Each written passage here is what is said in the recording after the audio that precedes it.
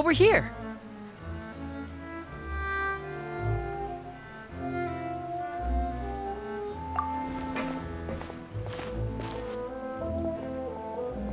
To borrow one of the more popular turns of phrase at the moment, this appears to be quite the fated reunion. Running into you two out of the blue like this has really made my day. I certainly wasn't expecting it. You can say that again. What brings you to Poisson? Wait, Paimon's got it! You must be here for one of your magic shows, right? Actually, we've run into a bit of trouble on the home front, so Father arranged for us to stay in Poisson for the time being. Oh, are Lynette and Fremine here too? Yep, along with most of the other members of the House of the Hearth. You may have noticed Poisson seems a bit more crowded than usual. So you're saying nearly the entire organization has moved to Poisson? Sounds like you've run into way more than just a bit of trouble. What's really going on? Well... Since the two of you are so curious, perhaps I can fill in the gaps. You scared Paimon half to death! Father, you're here. You know... On second thought, maybe we don't need to know? It's all probably super confidential House of the Hearth stuff, right? We totally weren't trying to pry or anything. No need to be nervous. I could sense your genuine concern from your conversation just now. Of course, I can also understand your confusion. Sending so many Fatui here to Poisson, it's only natural that some might suspect an ulterior motive to be involved. I understand. I'm well aware you've had your fair share of confrontations with the Fatui in the past, and I can't exactly guarantee that we'll remain on good terms in the future. As for right now, however, I would say we have little reason to be at odds, wouldn't you agree? The House of the Hearth could stand to be more open with those who have worked so closely with us in the past. As for the issue at hand, well, it hardly relates to any ulterior motive. To be frank, it all stems from a certain rumor circulating around the House of the Hearth. It's an internal matter. What sort of rumor?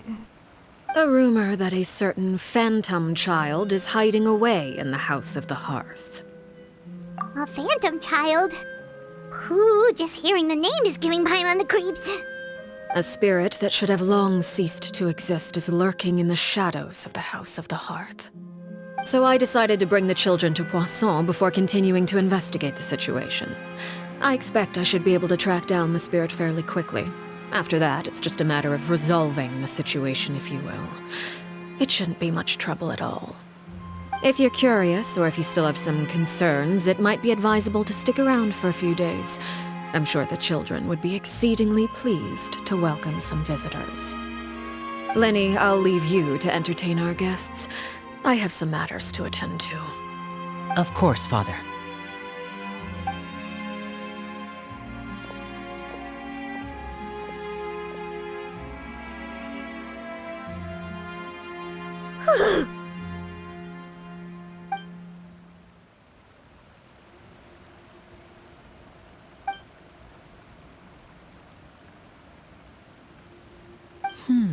It has long been a dream of mine to invite you to our home and introduce you to my other siblings. You're quite well known in the organization already. A lot of people have been talking about you, especially after everything with the prophecy. If you're willing, why don't you stay a while and have a little chat with us? Alright. We don't have anything else to do right now anyway. But let's be clear, we're just gonna be there as guests, okay? Don't get any funny... Oh, wait a second. For your guests, that probably means we'll be treated to lots of yummy food, right? Of course. During our stay in Poisson, we've been helping out the locals with some fishing. We bring in quite the bounty every day. In fact, today's the perfect chance for me to show you what I can do in the kitchen. Let's go. I'll take you to where we're staying.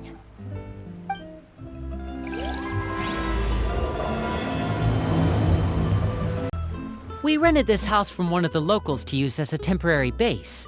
I'll come back later and tidy up a bit. After that, it should be all ready for you to stay in tonight. Awesome! Thanks! So, where are we off to now? Well, when I happened to run into you two earlier, I was actually in the middle of distributing some supplies. With this many people staying in Poisson, we have to bring in outside supplies every now and then. I should probably make sure the rest of these provisions get delivered, otherwise people might start to get antsy. Okay, we'll come with! There are all sorts of rumors about your organization floating around out there. Paimon's not sure if she could even take a wild guess as to what's true and what's not. But now that we finally have the chance to see a day in the life of the house, we can take a good look at how you operate! Well, you're more than welcome to come along. Just follow me.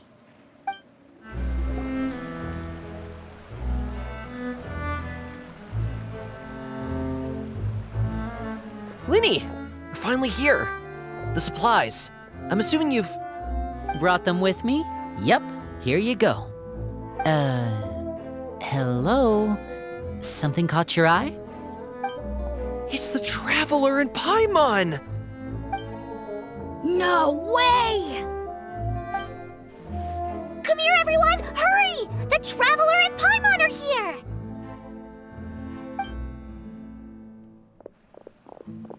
One at a time, please. Don't crowd around them all at once.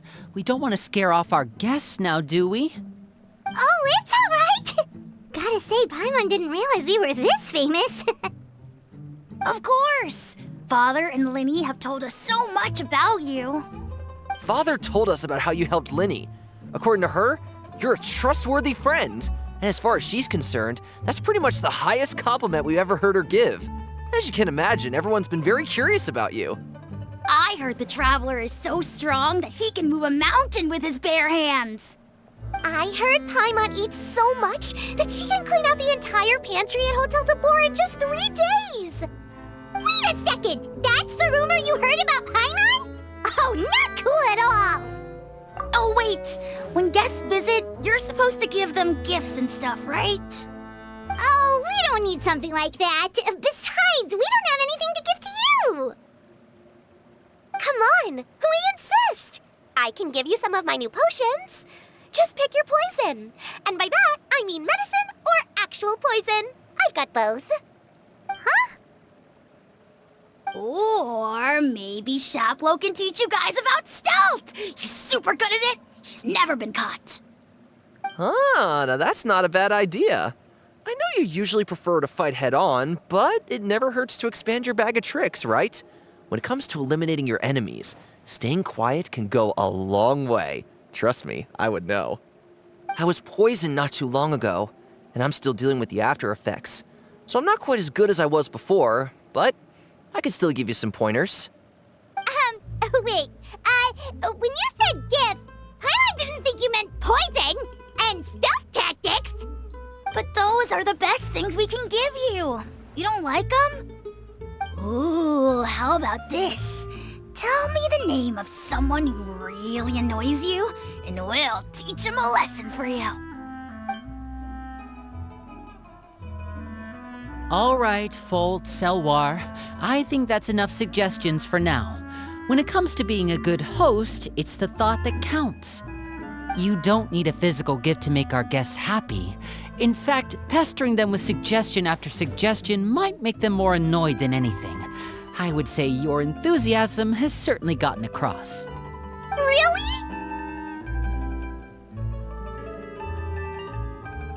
Awesome! It's been so long since we've had guests to play with. If there's anything you need, just let us know. Yeah, especially if it's poison or something. I've got all sorts of potions for that. Well, we'll talk to you all later. We've still got supplies to distribute. All right, see you later.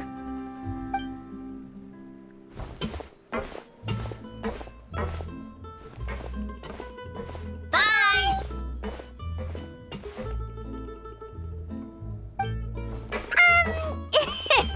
Lenny, about all that poison and stealth tactics talk just now. Scared you, did it?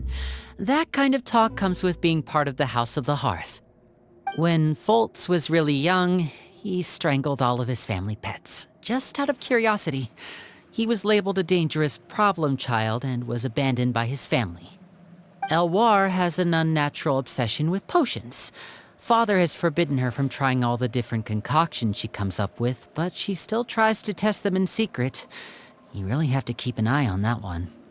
Chaplot is around my age. While I'm mainly responsible for collecting intelligence, he handles surveillance. He's very passionate about his work and has no reservations about taking on some very difficult missions. I know you two probably aren't used to that kind of talk, but I can promise you they only had the best of intentions. Things like stealth tactics and developing different poisons, they really mean a lot to them. They were just trying to share the best of what they could offer, that's all. Filial, supplies are here. Thanks. And who are these two? Outsiders? Allow me to introduce you. This is the Traveler and Paimon. Oh, you're the famous duo I've been hearing so much about. It's nice to meet you. I heard you've traveled to all sorts of places. Is that true? Of course! We're making our way all across to that! Oh, good for you. You must be pretty familiar with Fontaine by now, then. Have you seen the new opera that started running recently? I think it's called... The 4,000 Thieves?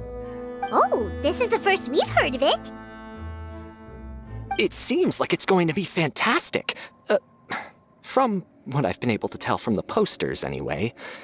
You should definitely check it out if you have the time. Oh, and there's The Blind Maiden, too. That one is supposed to have audience interaction. Seems pretty interesting.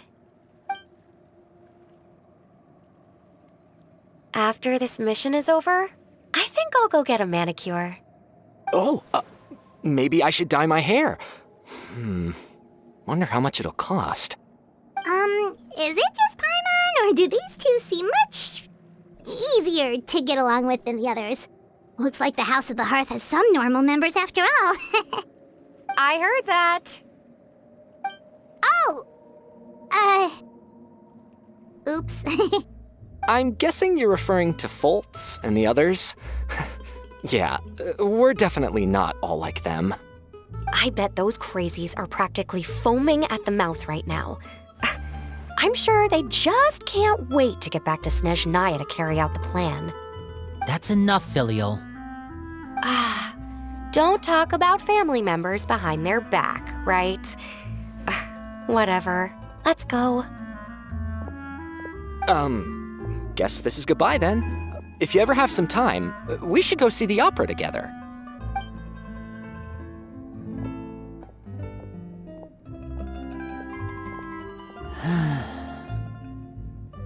Well, that's it for the supplies. We should probably head back as well.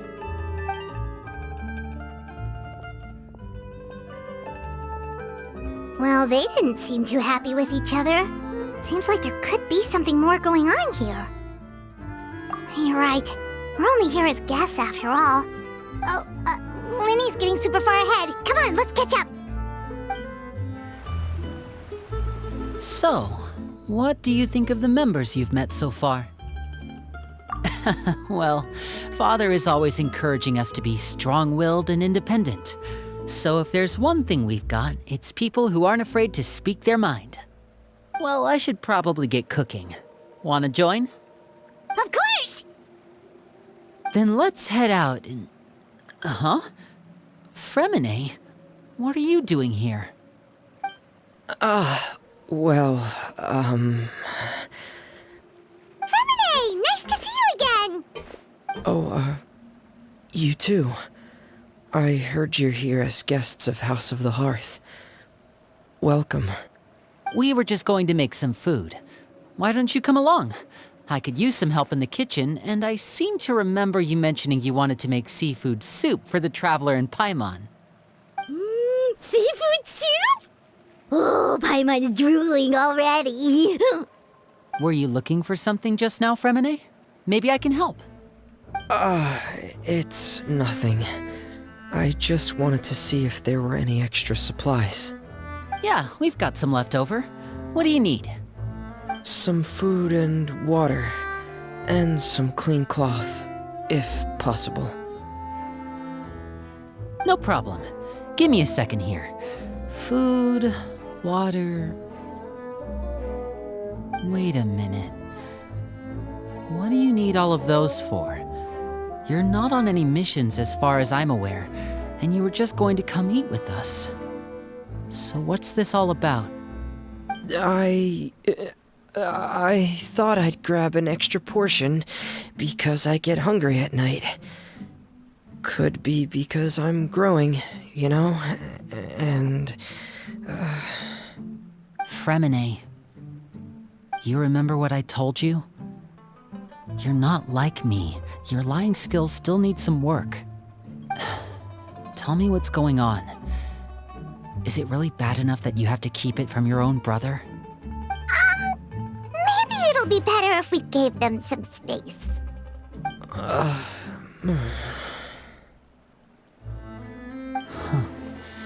This is the first time I've seen that kind of look on your face. Whatever happened, does it have something to do with Father? Yes. Just follow me.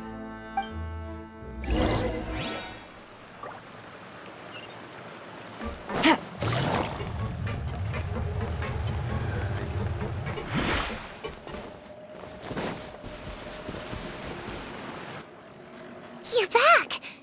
Oh, and you've brought some friends with you this time. Hello, my name's Linny. I grew up in the House of the Hearth. And you are? Hi, Linny. I'm also a child of the House of the Hearth, just like you. You can call me Clairvy. Clairvy? It's nice to meet you. Does that name ring any bells, Linny? No, not at all. That's not a name we have on our roster, I'm sure of it. What I'm not sure of, though, is how she managed to sneak in. She must be the phantom child Father's been searching for. From the looks of it, I'm guessing you were the one that found her, Fremine. You, haven't told Father, have you? No, I haven't told anyone. I've just been keeping her hidden. For how long?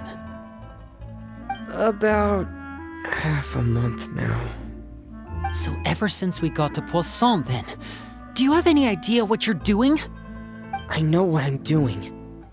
Really? 'Cause from where I'm standing, it looks like you're hiding the very person Father has been trying to find. If Father finds out about this, everyone involved is going to be punished. You know the rules of the house, Fremine. I know you do. Father doesn't tolerate any form of betrayal. So why are you doing this? I've thought it through. And I just can't hand her over like that. Linny, don't you remember last year? Chaplot nearly died after getting poisoned during that one mission.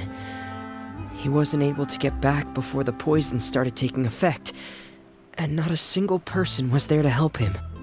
That night, while I was sleeping, I heard a voice telling me to go save him.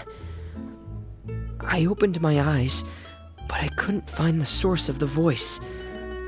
I thought maybe I was just hearing things, but I went to look for him anyway.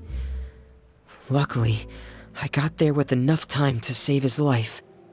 That feeling of being haunted, of hearing voices, it's happened many times in the House of the Hearth. I'm sure you've noticed. So what you're saying is, that was her? She was the one who spoke to you that night? Unless there are other spirits roaming around the House of the Hearth, I don't think there's any other possibility.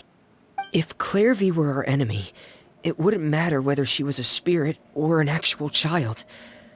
I would have acted without a second thought, because that's what Father ordered us to do. But she's been living with us, helping us from the shadows all this time. I think that makes her family. I couldn't just hand her over to be dealt with. Not when there's so much we still don't know. So what's your plan then? You can't keep her here forever. Someone is bound to find out eventually. I haven't thought that far yet. I don't want to disobey an order from Father, but I also don't want to put Clairvy in danger. Come with me. There are a couple things I'd like to say to you in private.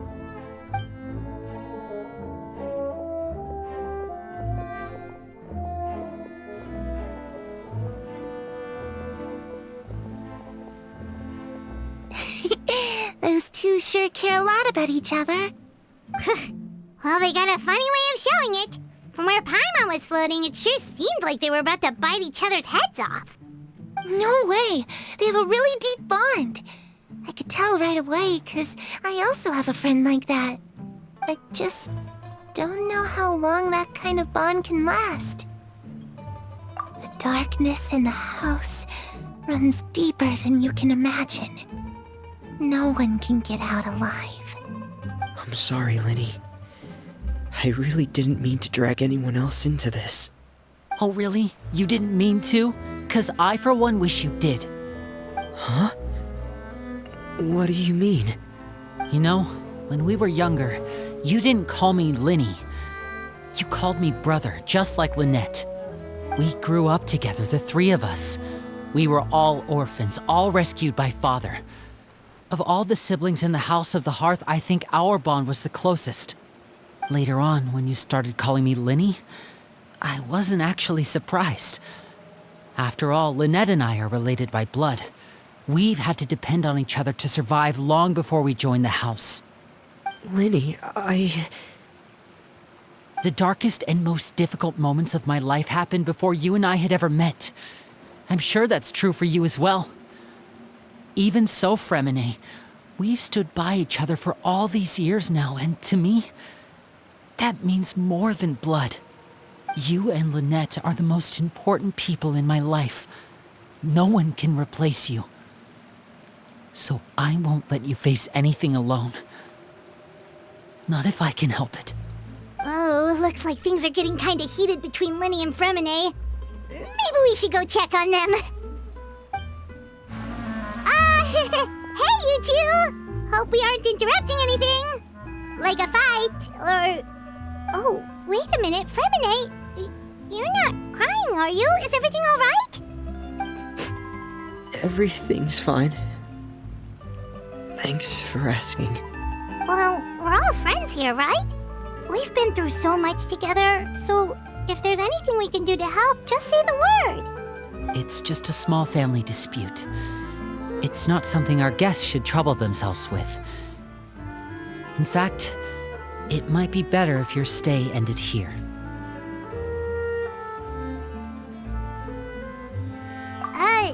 What are you getting at, Traveler? When guests are around, families are often on their best behavior. And any disputes are less likely to escalate. That's what you're trying to say, isn't it? I just... Thank you. I was really hoping to keep you out of it. But even if I could think of some other reason to turn you away, I'm not sure I could convince you.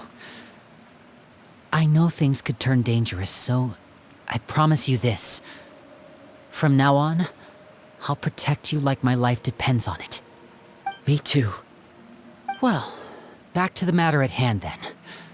If we don't plan on handing Clairvy over to Father, then our only other option is to solve the mystery of her identity before Father is able to track her down. That means finding out where she came from and what she's doing here. Then we can send her on her merry way and pretend like none of this ever happened. I've tried that already. And? And... nothing. I tried taking her somewhere really far away, but... after some time, she just reappeared. She even came with us all the way to Poisson. It seems like wherever the house is, she follows. I don't know much about spirits. Do you two have any ideas? Let's see here. Paimon remembers hearing something like, if you fulfill a spirit's last wish before they died, they'll let go of whatever's keeping them here and return to the ley lines. Oh, it's just that Paimon doesn't really remember where she heard that, so it's not guaranteed to work or anything. Well, sounds like it's worth a shot. Guess that means we should go ask her about her wish. But first, Fremine, I need you to promise me something. What is it? I need you to promise me that this will stay between the two of us. We're the masterminds behind this whole thing. No one else gets involved.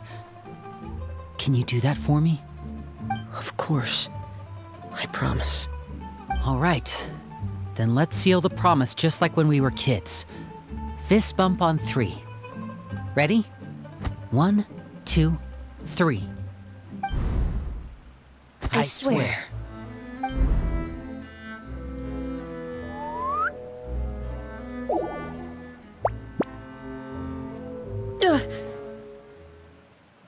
Whoa! Lynette! But what a surprise! What brings you here, dear sister? And, when exactly did you get here?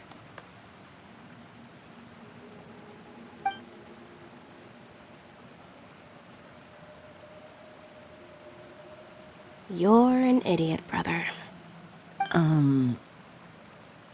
And you too, Fremine.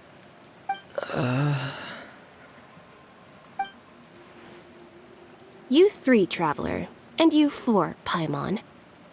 Wait, what did we do? I've seen Clairvy around the House of the Hearth before. I hadn't seen her in Poisson, so I figured she must not have come with us. But it turns out, you were just hiding her. I heard you talking about your plan. Rather than steering clear of the situation, I'd rather fully join in.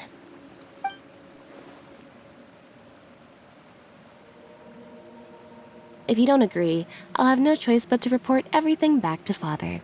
Simple as that. You're not giving us much wiggle room here, Lynette. Well, I guess we're all in this together then. After we talk to Clairvy, we'll figure out our next move. There's no time to lose. Let's go.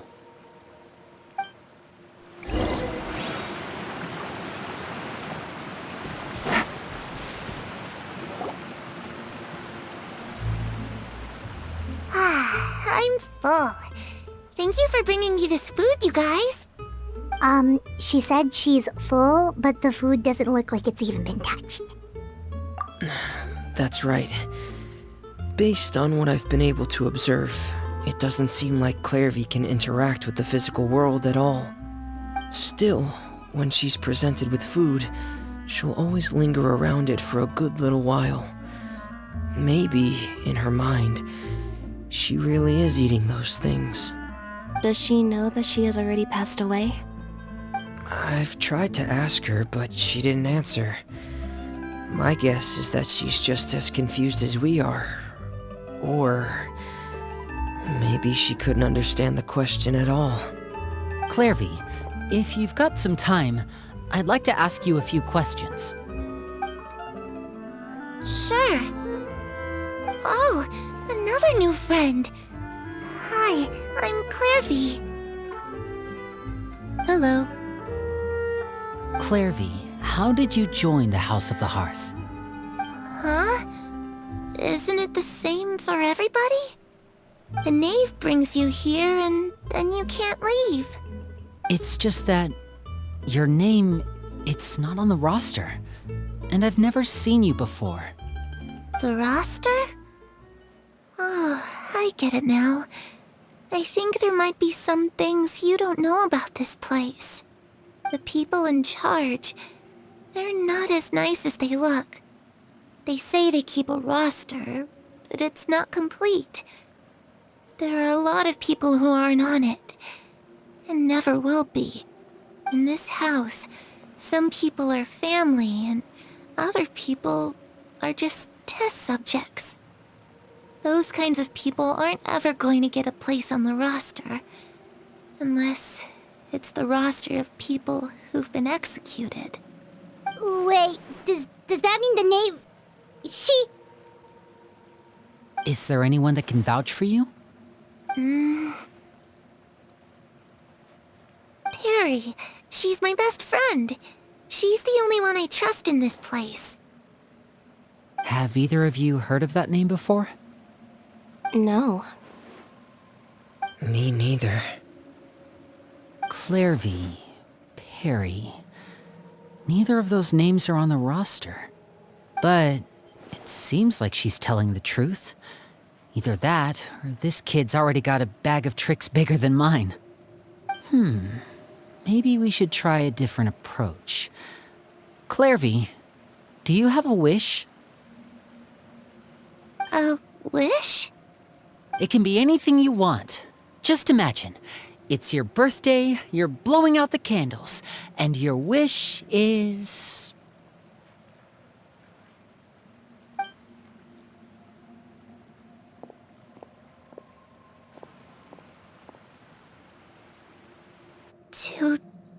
To go outside, where the sun can find me. That's it? Well, that sounds easy enough. The darkness in the house runs deeper than you can imagine. No one can get out alive.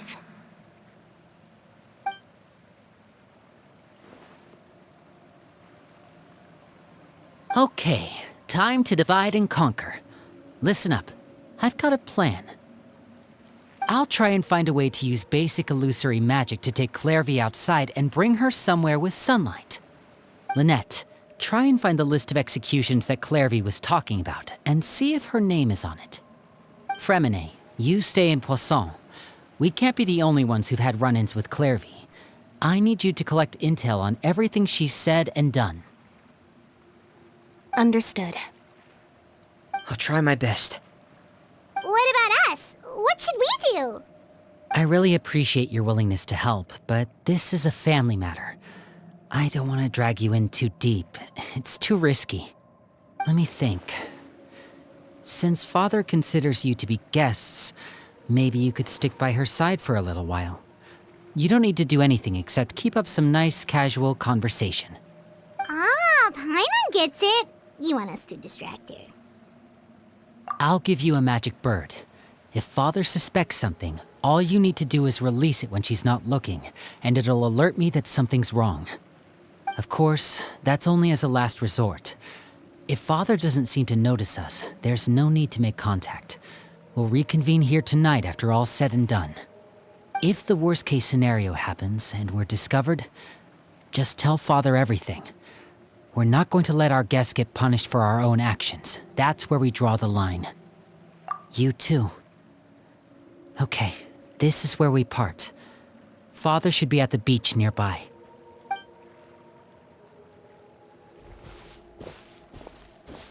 I really hope this goes well. No, it has to go well. That's the only way this can get resolved. It's the knave and child. Hey, aren't you supposed to be in Snezhnaya recuperating? What are you still doing in Fontaine? Oh, it's you two. I didn't expect to run into you here. I was unconscious for quite a while after the fight in the Primordial Sea. After I woke up, I realized I was being taken back to Snezhnaya, and well, I couldn't have that now, could I? Not when I've still got unfinished business here in Fontaine. So, I mustered up all my strength and made the journey back on my own. What sort of unfinished business are we talking here? It has to do with Skirk, my master. I really wanted to meet up with her, but by the time I got back, she had already left. I still have so many questions for her. Without any other leads, all I could do was ask the knave to help me track her down. She must have left behind some traces from her time in Fontaine. Oh, okay, so have you found any clues? Unfortunately, no. While the House of the Hearth is adept at collecting all manner of intelligence, certain existences can still manage to escape our purview. Basically, unless Master feels there's a need to meet with me, she's not going to be found. But that problem has an easy fix. I just need to become stronger, and then... Paimon thinks she should focus on getting better first. The worst of it is over. It's all thanks to that one kid from the House of the Hearth. Elwar, I think her name was. She gave me a bunch of random potions to drink. They didn't go down easy, let me tell you. Pain and chills all over. But they really did help speed up my recovery. And that's good, because it looks like I really do have to head back this time. The old man's been putting the pressure on me. He sent someone to tell me I'm needed for some sort of project. Project Stuja? Yeah, that's the one. I heard Regrader's involved too. I'm not looking forward to having to listen to all his monologuing, that's for sure. Hey, maybe you could think of a way for me to stay in Fontaine for a little longer. Helping Linny and the others brush up on their fighting skills would be far more interesting. If you and I could spar, that would be even better. I've been waiting for a chance to see you go all out. And what a sweet little daydream that is. But I also have a role to play in all this. I'll be leaving Fontaine shortly as well. Besides, considering how little they see fit to step outside the homeland, being called on to return to Snezhnaya by such illustrious dignitaries, what a great honor. Wouldn't you agree? One I could do without, I'd say. Is it just Paimon? Or does it kind of seem like they're... So, dear guests of the House of the Hearth, to what do I owe the visit? Well, we just... right! We're super close to Linny and the others, but we still don't know much about you! Is that so? Introductions have already been made, have they not? Oh, well, you see? There's only so much you can learn about someone from a short introduction. At least tell us something a little extra, like... why do you call yourself father? Huh, good question. I'd also like to know. The fact that you have to ask tells me our intelligence work has been quite successful. Telling you the answer to that question would only serve to undermine that success. And we can't have that, now can we? Spoken like a true diplomat. That was some expert sidestepping right there. Well, if there's nothing else, I think I'll take my leave. I still have a small matter to resolve at home. Wait, don't go!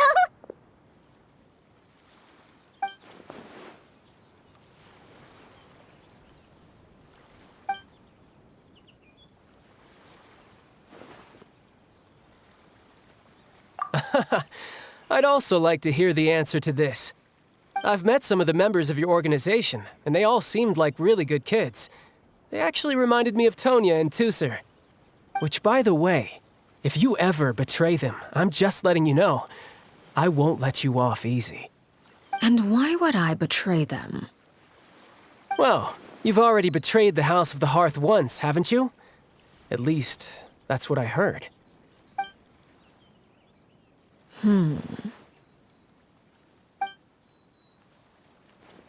Okay, I admit. That's just what the old man told me. The rooster, I mean.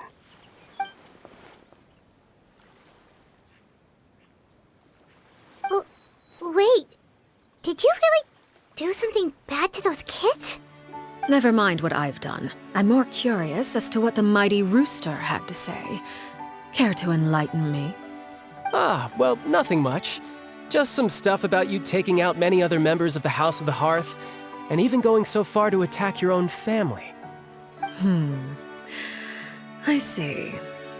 Oh, based on your reaction, I'm guessing it's all a bunch of lies. Hardly. I don't appreciate his particular turns of phrase, but I suppose he didn't say anything untrue. Although, it would be more accurate to say that there is a certain level of prejudice involved, but I don't intend to clear that up just yet. Prejudice has a funny way of concealing the real truth behind certain things, an attribute that I find to be quite advantageous. Call yourself a Fontainian, for example, and people will assume all sorts of things, when the real truth is that this is simply the land where I was raised. Huh? You're not actually from Fontaine? But then why did you try to help out with the prophecy and everything? I was trying to protect the children born in Fontaine. Claiming that I myself was a Fontainian simply made it easier to operate. People would hardly suspect a fellow Fontainian of having any ulterior motives. Who wouldn't want to save their homeland after all? The primordial sea wouldn't have any effect on me, but it would have caused great harm to the House of the Hearth. Well, you wanted extra information, didn't you? There you go. I hope that satisfied your curiosity.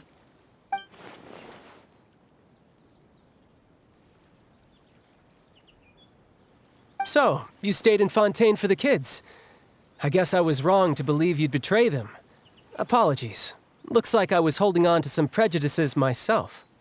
Good. Like I said, I like it when others have misconceptions of me. Actually, while I was recuperating at the House of the Hearth, there was something else that really caught my attention. I heard that members always resolve disputes and arguments with a friendly spar, and the loser has to back down. Seems pretty cool if you ask me. Would also give them plenty of opportunities to hone their skills. Well, that's only a recent development. In the past, such spars weren't nearly so friendly. The losing party would lose everything, including their life. They were that high stakes? Whew, at least that's not a thing anymore. Well, the current atmosphere's not half bad. I'm a bit jealous, actually. You've got so many family members around you, and you even get to live with them. Having a lot of family around means dealing with a considerable amount of bickering and scheming. Once Tonya and Tusser enter their rebellious phase, I'm sure you'll understand. Just imagine. Tusser becomes obsessed with plucking out strands from the rooster's mustache, or Tonya decides to dye her hair 42 different colors. Okay. I get the picture.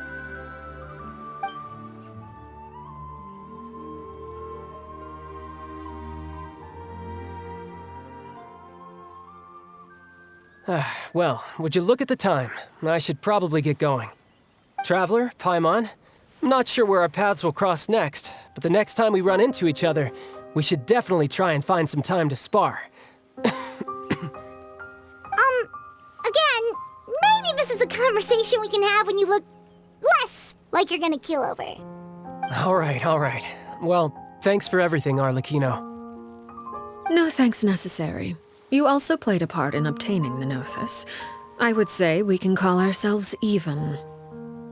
I like the sound of that. Well, I'm off. See you all some other time. We should probably get going too. Do you want to head back with us? Oh? You want me to leave so soon? Oh, well, you see, I'm rather enjoying the evening breeze. If you don't mind, I think I'll stick around for a bit. I have some things to think about. Apologies for not attending to you like a proper host.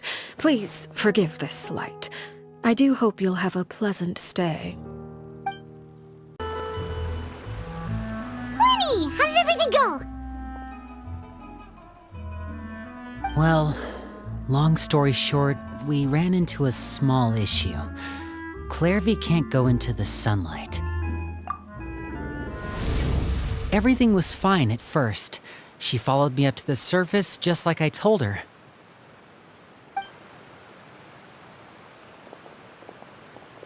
But as I led her out of the shadows and into the sunlight, she vanished. I turned around and there she was, standing at the edge of the shadows, silently watching me. Huh. Maybe she's afraid of sunlight, or... No, it wouldn't be her wish if that were the case. Well, we could always try pushing her into it. Oh, true. I've pretty much tried it all already. Nothing worked. Eventually, the sun went down, so all I could do was bring her back here. How did it go with you, Lynette? Good. I've got the list. It's right here. Really? Well, what are we waiting for? Let's take a look!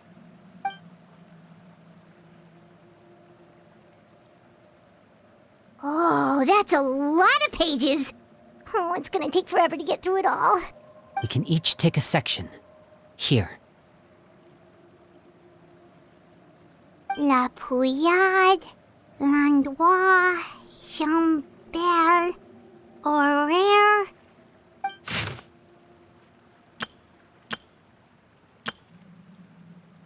Oh, yikes. That Horaire guy has a huge scar on his face. He's kinda giving Paimon the creeps. Ah, I've met him before. The scar is from an injury he received during a mission. I still remember him joking with me about it. He said any future lover would take one look at him and then lose all interest.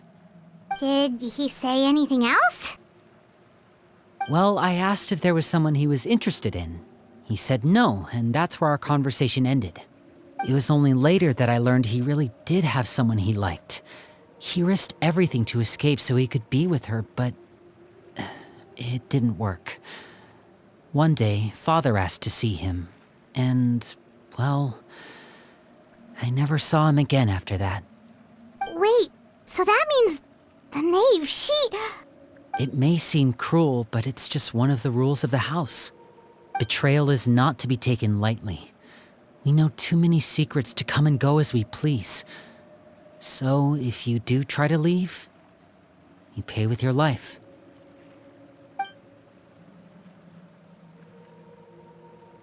Her name's not here, huh? Well, that's not too surprising. It doesn't seem like this list is complete. It only contains records dating back around 5 years. Let's shift our attention then. Fremine, were you able to find anything out? Fremine. Sorry. I was thinking about something. I managed to talk to quite a few people, but I couldn't help but notice that the atmosphere in the house was a little... strange. Strange. Yeah, I mean, I know there have been arguments in the past, times when people haven't gotten along. Chaplot and Filiol are a good example of that. Oh, those are two of the people that we met while delivering supplies.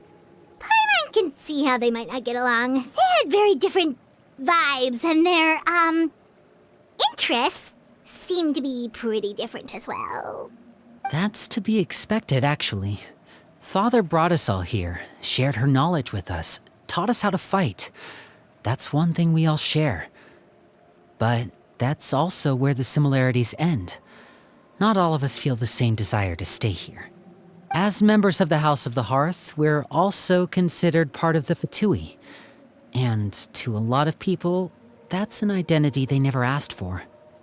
Certain members get older and realize they want something else for themselves. But considering the rules of the house, most people would never say that out loud. People like Chaplot and Foltz are loyal to Father and her vision. They're proud to be part of the Fatui. Filiol and Nantoy, on the other hand, well, they aren't quite as enthusiastic. These kinds of conflicts have always been there. It's not like Father is in the dark about any of this.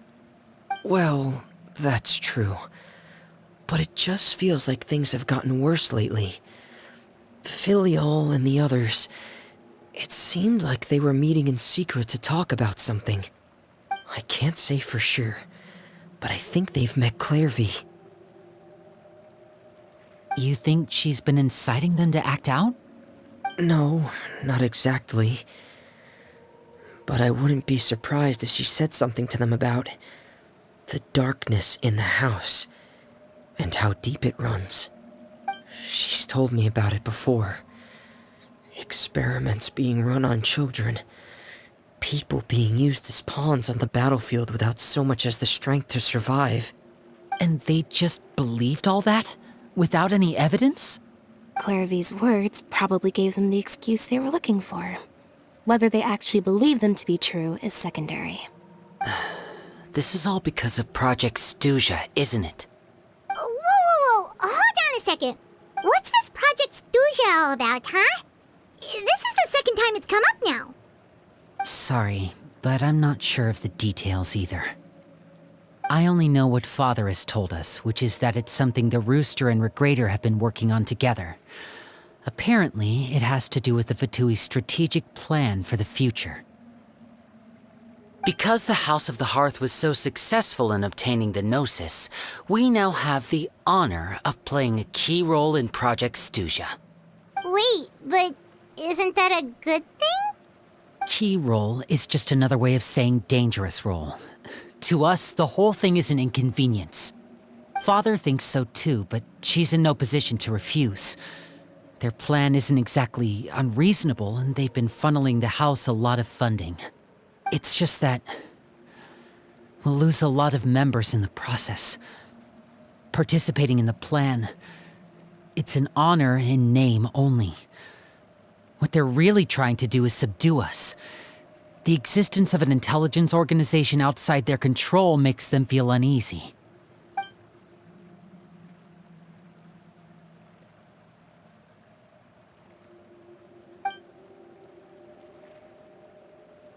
Okay, super complicated top secret Fatui business aside, what does all of this have to do with the conflicts you were talking about earlier? Paimon doesn't get the connection. External pressure has a way of exacerbating internal strife. You can't overlook the power of fear either. People are afraid of dying, and that fear is often the impetus for a lot of stupid decisions. I thought resolving the Clairvy situation would make everything go back to normal, but it looks like things are more complicated than I thought. If we leave Filiol and the others to their own devices, sooner or later, Father will be forced to take action. We can only focus on one situation at a time, brother. You're right. Even if we confront Filial and the others, it won't do any good. It might even make matters worse. We should focus on Clairvy for now. Well, it's getting late. We should head back and get some rest. We'll try again first thing tomorrow. Lynette, you stick with me this time. Fremine, keep a close eye on Filial and the others. Make sure they don't do anything they'll regret. Good work today, everyone. Have a good night, and I'll see you tomorrow. Oh, I'm always looking forward to an early night, but she can't sleep at all. Hey, you don't think the knave will be too angry with Linny and everyone if she finds out about all this, do you? She's even scary when she smiles. If she were to actually get angry... Ooh, you have to protect Paimon if that happens, okay, Traveler? Oh, well, in that case, we should just plan on running away. We'll grab Linny and the others and we can make a break for it as fast as we can. Look! Look over there! Quick! Let's catch up with her before anyone sees!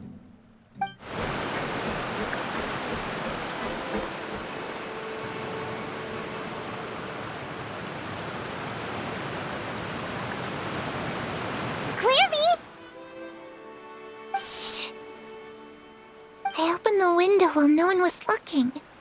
Look how pretty the outside is. If only I could have more than this. You probably think I'm being silly, huh? All this hopeless resisting. It's better to dream of what I could have than try to make it a reality, right? Please, help us get on the same page here, Clary. We need you to tell us what you know. Can you do that? Sure. Although, after you hear all this, I think you might regret that decision. Everyone in this family is nothing more than a tool, something to be used and exploited. We're all expendable, including me. As long as you're useful, you get to stick around. Lose your value, and you're handed over to the doctor, experimented on, and given a fate worse than death. I've seen it happen again and again, and I've had enough. You're saying the knave did all that? It's just, that doesn't seem like something she would do. She's scary and all, but it seems like even she has lines she wouldn't cross. I knew you wouldn't believe me. Everyone thinks she's a good person. They all think of her like a real mother. Mother? But she doesn't deserve that title. She's disgraced it and tarnished it. And if I had things my way, I'd never see her again. If only Perry were here, she'd understand. Perry. There's that name again. Also, Paimon's getting a strange feeling. It almost feels like she's not really here with us. Paimon can't tell if she's actually talking to us or if she's mistaken us for someone else. Well, in any case, it seems like she really needs someone to talk to. We should keep her company for a little longer. She looks so young. But it seems like she's been through a lot. It's getting windy. I should close the window. Ooh, look at the moon. Isn't it pretty? Hey, wanna hear a secret? I heard that if you look up at the night sky in Snezhnaya, you can see the aurora. It's supposed to be super pretty. Even prettier than the moon tonight. Perry and I promised each other that once we're older, we're gonna go see it together. But I can't find her. I'm worried she's also been... No, that wouldn't happen to her. She's special. Mother likes her a lot. I should really go talk to Mother, but we just fought. She doesn't want to see me, and I'm too scared to face her. What should I do?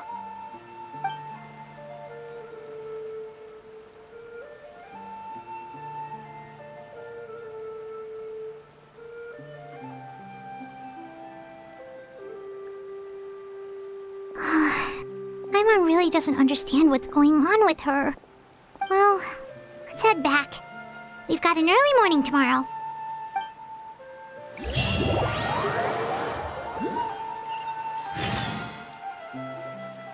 All right, looks like we're all here. Let's go ahead with the plan. Oh? What is it? What makes you ask that?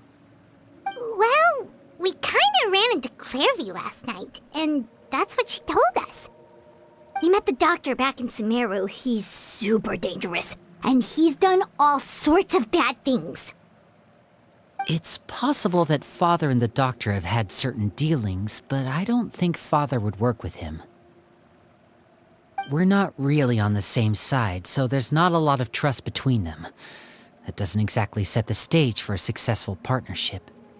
I did hear, though, that when Father first became a Harbinger, the Doctor offered to work with the House of the Hearth. Father rejected most of his proposals, except for one. It had to do with some sort of secret experiment.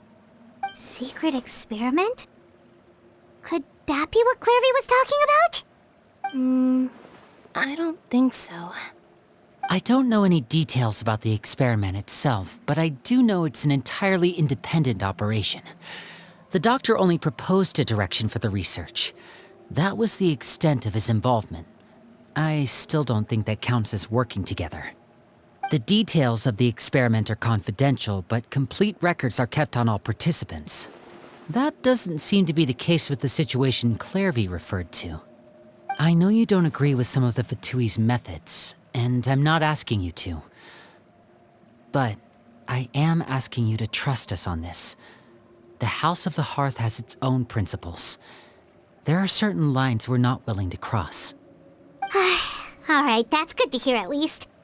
Clairview seems to think the Knave and the Doctor worked together to do something horrible. If that turned out to be true, Paimon doesn't know how he would even face you guys. It's just that it doesn't seem like Clairview is lying either. The easiest thing to do would be just ask the Knave directly, but Paimon doesn't think she'd tell us. Father didn't come back last night. She's probably still near the shore. We'll be counting on you to distract her. Lynette, you're with me. Fremine, you know what to do. Be on your guard, everyone. All right, let's get to it.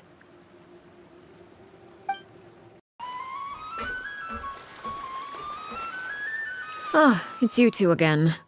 I must say, you look a bit pale. Did you have trouble sleeping last night? A little. Perhaps if you had less on your mind, you'd be able to absolve yourself of such troubles. So what are you planning to do now? Catch up on some sleep? Or should I give you some time to rack your brain for a topic to discuss before I ask any questions? Although I must profess to being curious. Without child here, how do you plan on distracting me? Us? Distract you? A good one.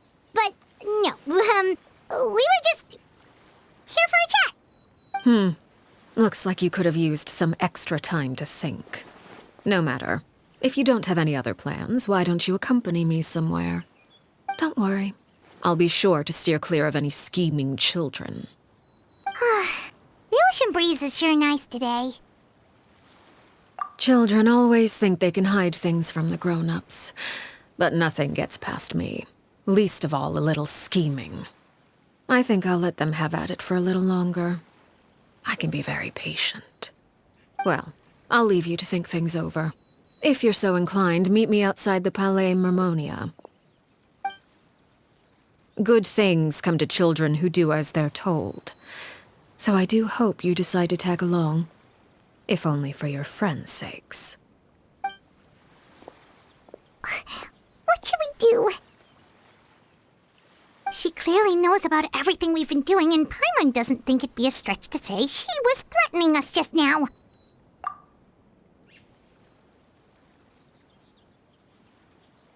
Oh, good idea.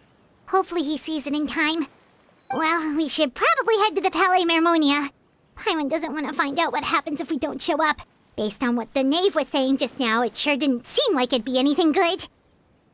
Okay, then we probably shouldn't keep her waiting. It seems like Linny and the others are on thin ice, so let's do our best to not get them in any more trouble. Seeing as we still have some time before my meeting, we might as well enjoy some pleasant conversation while we wait. I'm glad to see you get along with my children. Being surrounded by good companions is necessary for a child's development. You're not planning on doing anything to them, are you? I assume you're referring to Linny, Lynette, and Fremine. Although, there's that situation with Filial and Nentoy as well. It appears quite a few people have been acting out lately. No matter. I'm not one to discriminate. All those who betray the house meet the same fate. There are no exceptions. Does that mean you're going to kill them? Oh, are you here to beg for their lives? I'm sorry to disappoint, but the rules of the house change for no one. In my organization, everyone is responsible for their own actions. But don't you care about them at all? They really respect you. They even call you father. You must feel something for them.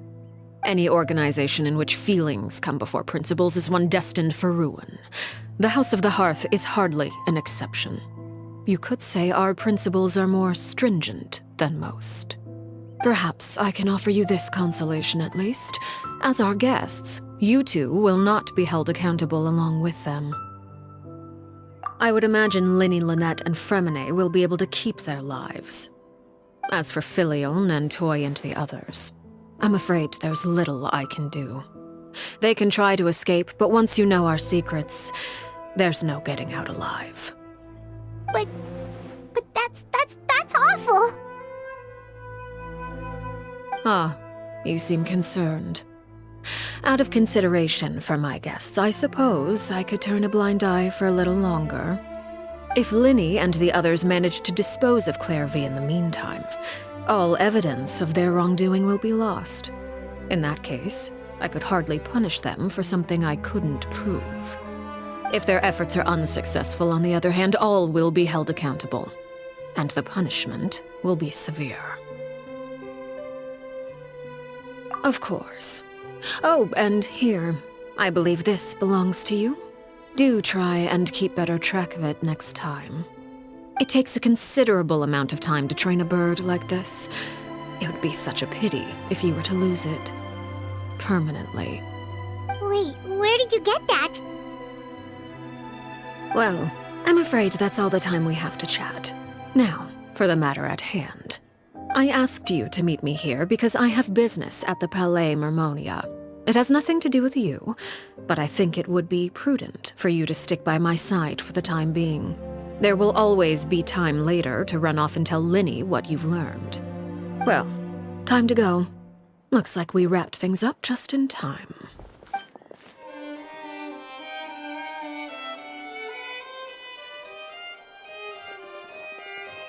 It's been a while, Monsieur Neuvillette. I must say, I wasn't expecting my meeting request to be approved quite so quickly. The Palais Mermonia operates with an efficiency worthy of admiration. It is only right that an esteemed diplomat such as yourself should be afforded the proper level of respect. Although, if I may speak plainly, I must confess that I did not anticipate we would have the occasion to meet again after presenting you with the Gnosis. I see you brought the Traveler and Paimon with you as well. If I may inquire as to the purpose of your visit. I'll be departing Fontaine shortly. There is, however, an outstanding matter that I would like to see resolved before I go. It requires a rather lengthy explanation, I'm afraid. So I took the liberty of explaining everything in this proposal. Please review it at your leisure, Monsieur Neuvillette.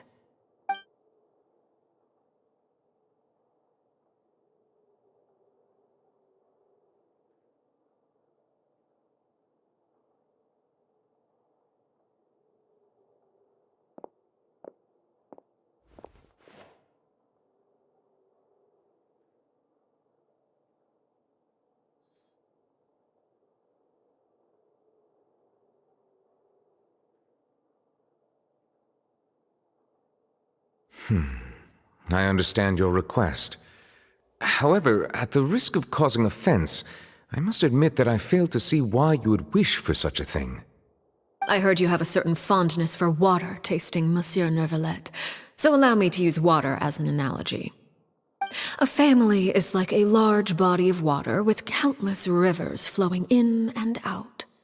As someone who watches over this system, I would hope that each river that flows from the source will eventually reach the ocean.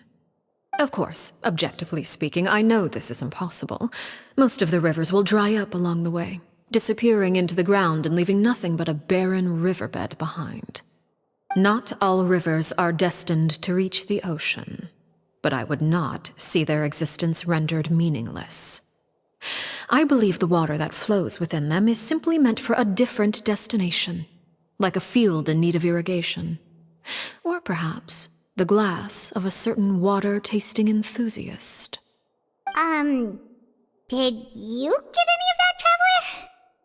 Your words paint an optimistic picture indeed. Allow me to remind you, however, few among us are willing to sip from a glass filled with tainted water. It may have been tainted at one point in time, but not to worry. I'll make sure it's strained of all impurities and returned to its cleanest form.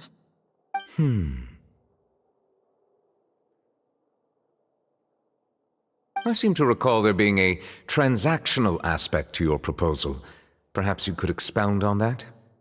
If you accept my proposal, Monsieur Neuvillette, I will gradually withdraw my forces from Fontaine. And, unless absolutely necessary, I will no longer carry out any special missions within Fontaine. I presume I can take your words to mean that, in the future, cases similar to the Tartuffe assassination will cease to cross my desk? Tartuffe? Ah, that thief who embezzled funds from all those charities, you mean? My deepest condolences to his family, but without any evidence, I cannot imagine how the House of the Hearth might have been involved in his passing. Of course, if you accept my proposal, Monsieur Neuvillette, I'm sure certain measures could be taken to reduce the frequency of such troubles. You choose your words carefully indeed. In that case, I am inclined to accept your proposal. My thanks for your generosity, Monsieur Neuvillette. Well, with that settled, we should be going now. I took the liberty of bringing along 2 bottles of spring water from Snezhnaya for you to enjoy. I do hope I get the chance to hear your impressions. Perhaps at our next meeting, yes? Indeed. I trust you would not overlook your commitment in the meantime. All All right, Traveler Paimon. Time to go.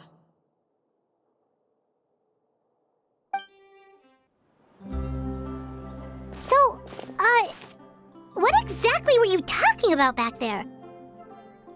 Paimon only heard you mention some rivers, a large body of water, and then some kind of irrigation scheme. You really want to know?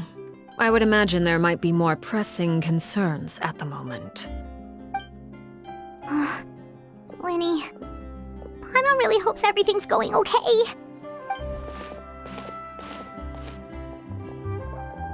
Oh, Paimon recognizes that look. You've got your thinking cap on, don't you, Traveler?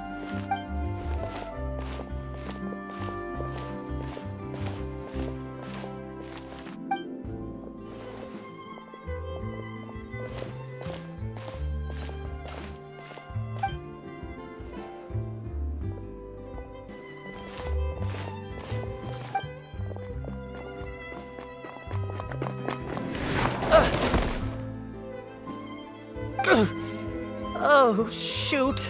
Are you alright? Oh, jeez. I'm so sorry. I was so focused on selling these papers, I wasn't looking where I was going. Well, let me make it up to you at least. Here, take this paper. On the house.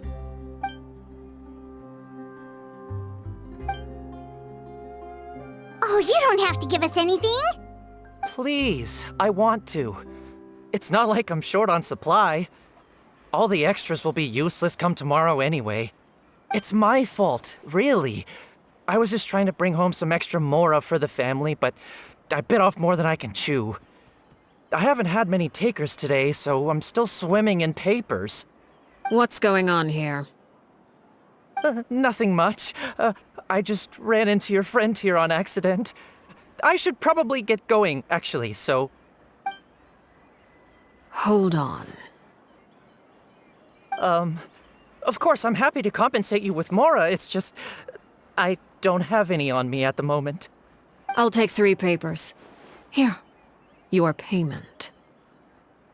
Oh! Thank you for your patronage. May the Archons bless you with good fortune. If only I had the chance to run into such generous customers every day. I should probably just take on a smaller inventory though, right? I'm getting married soon, so sometimes it's hard to not get ahead of myself. Anyway, I should head out. Goodbye! Well, now that my affairs are settled, we should take the boat back to Poisson. We've even acquired some light reading to enjoy along the way. Actually, why don't we stick around for a little longer? Paimon just realized how hungry she is. She can't head back to Poisson on an empty stomach.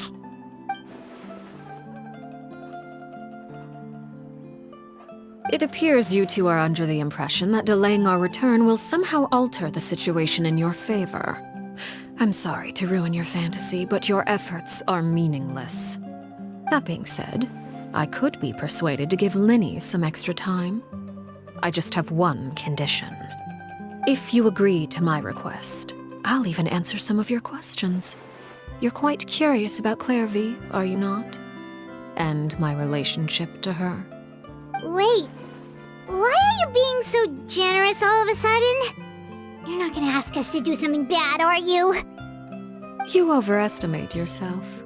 You don't have the talent for bad things. Then what can you possibly... The most important consideration in a negotiation is that both sides receive something they want. Demands and threats only get you so far.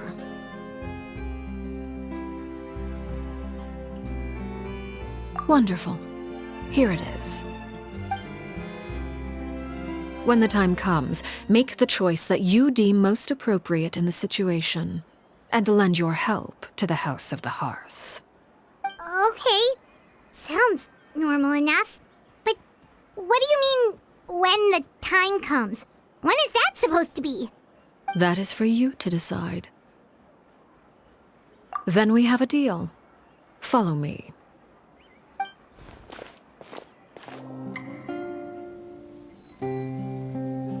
What is this place? Somewhere long forgotten by everyone. It used to be a grand building. Now it's nothing more than a pile of rubble. No one comes here anymore, nor does anyone care about what once happened here. Although, this place does have something to do with the story I'm about to tell you. It was before I became a Harbinger, and before Linny and the others joined the House of the Hearth. Due to certain events, I first killed Clairvy and then her mother. And this is where it all happened. You were the one that killed Clairvy? Patience now. Allow me to explain Clairvy's side of the story first. I'll start from the beginning. Clairvy was 6 years old when she was brought by her mother, Crucibina, to live in the House of the Hearth. From the outside, it seemed like a fairy tale. A thriving family made up of kind adults and friendly children.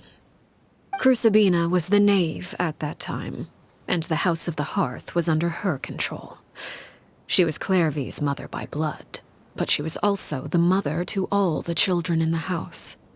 Clairvy was happy here, for a time. But she quickly realized that being part of this family wasn't a fairy tale at all.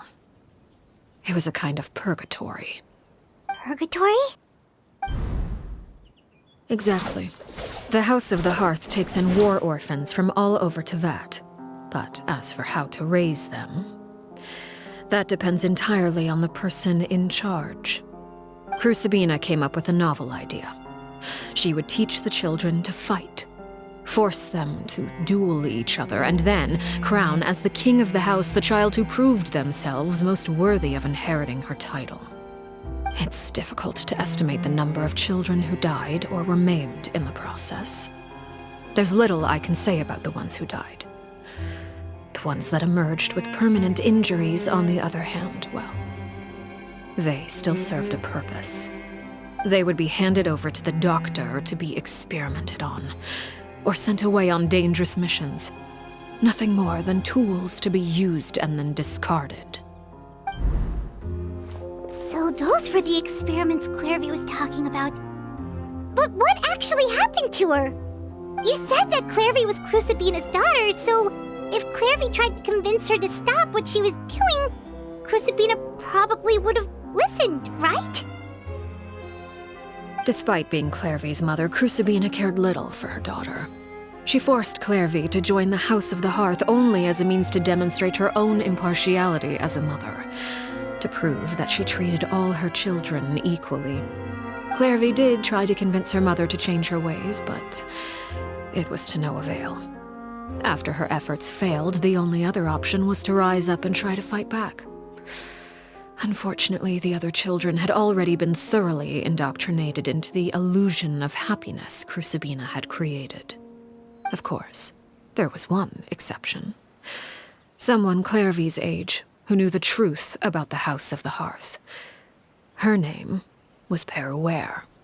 Wait, the friend that Clairvy mentioned? Friend, huh? I suppose we can call her that for now. Clairvy was a cheerful and passionate person with a tenacious spirit. Peruere, on the other hand, was rather cold-blooded. Her cold-blooded nature allowed her to see through Crucibina's facade. Yet, it was also this cold-bloodedness that prevented her from acting against it. At least at first. While Clairvy longed for freedom, Peruere was convinced that, amid all the fighting and violence, she would make it until the end.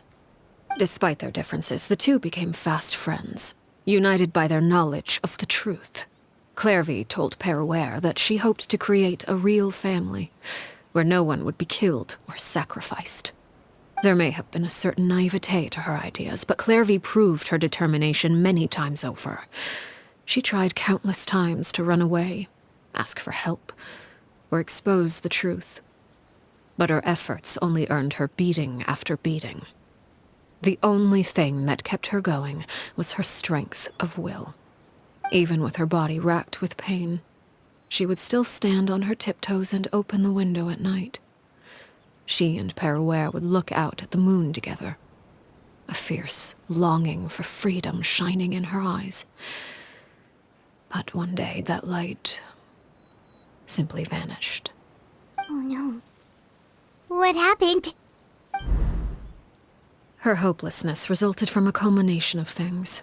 10 years had passed. 10 years worth of failure after failure. She and Perouer weren't children anymore, but finding any chance to escape still seemed as hopeless as ever. It was during this time that Perouer suggested a new plan. If escaping was out of the question, why not take down the very person sitting on top of this throne of lies? Mother herself. Clairvy rejected that proposal. She claimed that, as a famous harbinger, Crucibina possessed an unimaginable amount of power. Trying to kill her would have an incredibly low chance of success.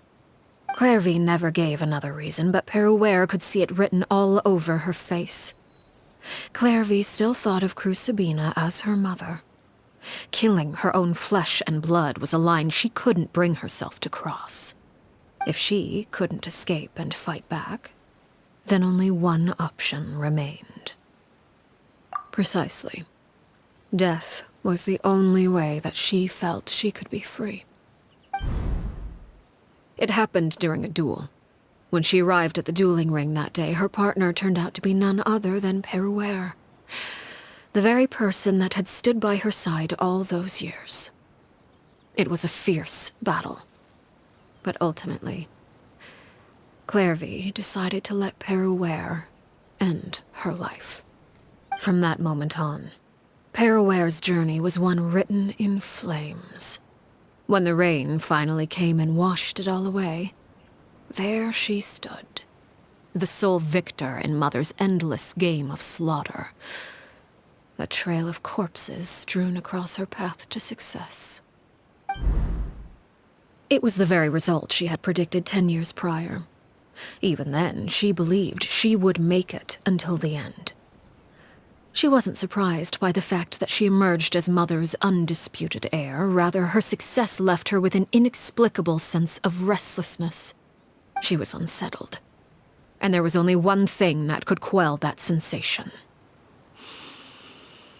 Perhaps you two would like to take a guess as to what it was? Crucibina, you mean?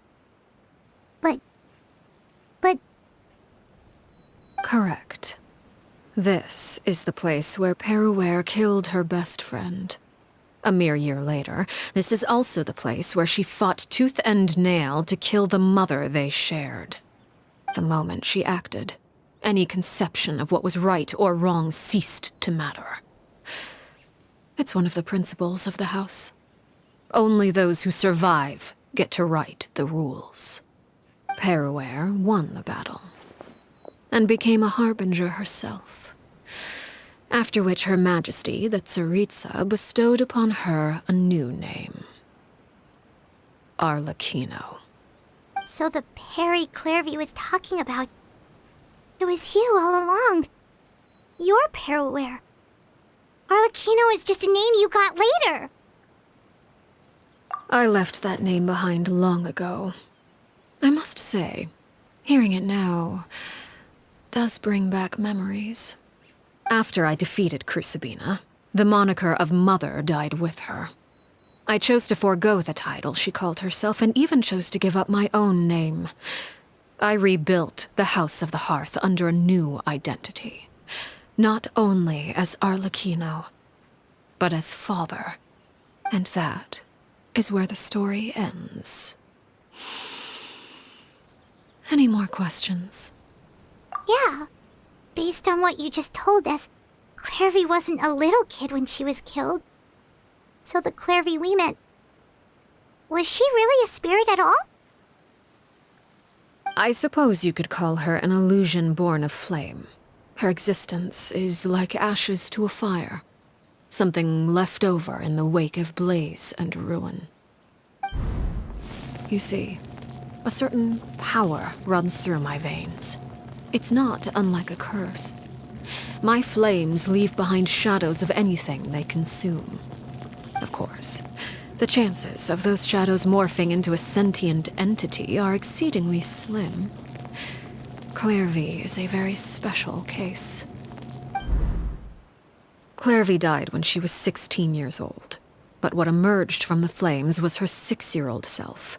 Her appearance wasn't the only thing affected. Most of her memories were lost to the blaze as well. Memory is a mysterious thing indeed.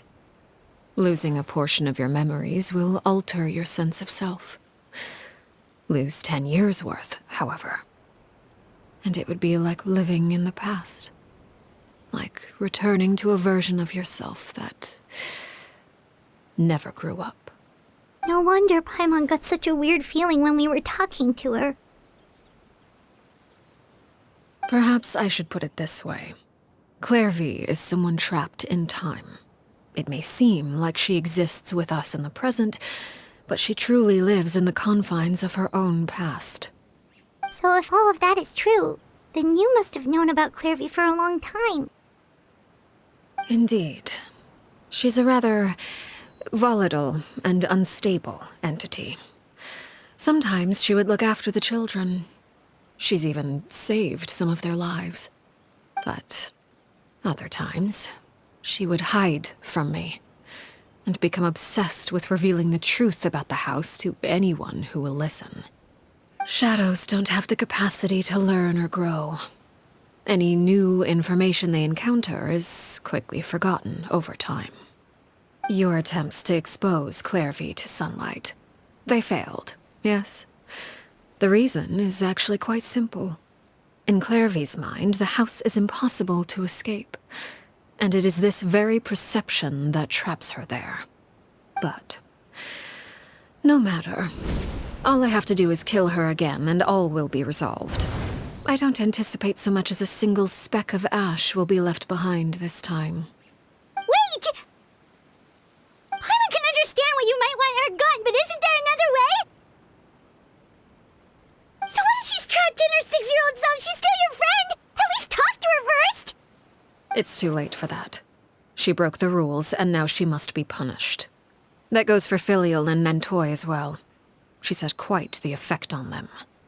I hope you understand. The difference between Crucibina and myself lies in our formulation of the rules, not our policy for enforcing them. Upholding the rules without question is a trait we both share, because that is how a household should be run. Is this really what you want to do? Whatever could you mean? Don't you want to say a proper goodbye at least?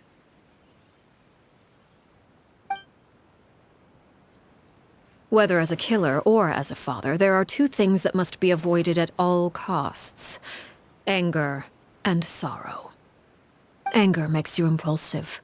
Sorrow causes you to waver. Well, it appears it's about time to proceed. Before we arrived, I told some of my well-behaved children to bring our troublemakers here by nightfall. I do believe I've kept my end of the deal. I gave your friends quite a bit more time. As for what happens now, we'll just have to wait and see.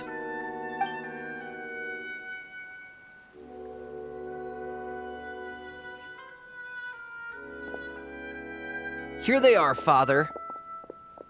Ah, you gonna execute him? Seeing something like that would actually be a first for me. Lenny! I'm sorry. I heard about how you helped buy us more time, but I still failed. I couldn't find a way to fulfill her wish. Huh? Are you... Perry? Indeed, it's been a while, Clairvy. Perry! Shh, stay right there. I'm sorry to postpone our reunion, but first I believe certain scores need settling.